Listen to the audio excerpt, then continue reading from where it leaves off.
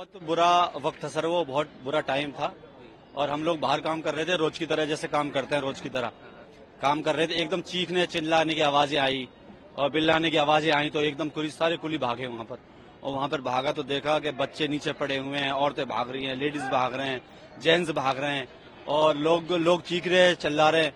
हम लोगों ने काफी लोगों को, बच्चों को उठाया, बच्चों को उठा करके और उनको बाहर लेकर के आए।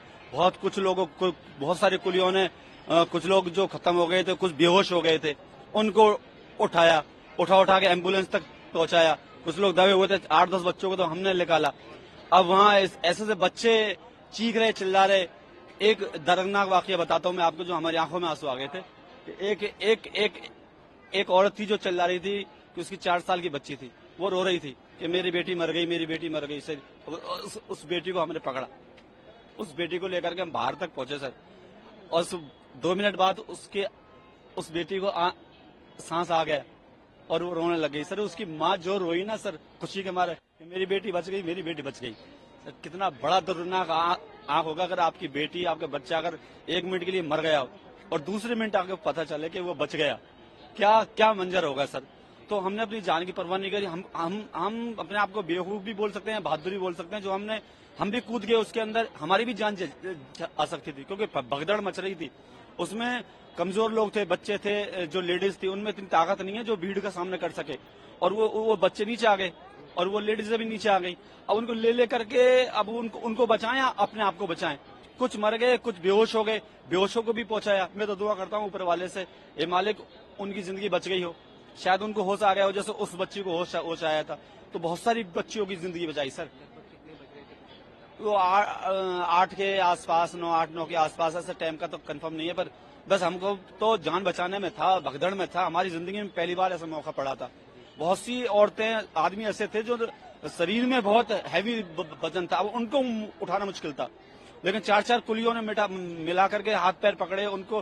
हाथ गाड़ी होती है हमारे पास, जो वैसी गाड़ी होती है, उस गाड़ी पे पटक करके बाहर एम्बुलेंस तक पहुंचाया। पूरे स्टाफ लगा हुआ था, जीआरपी, आरपीए, कुली सारे लगे हुए थे मेहनत में।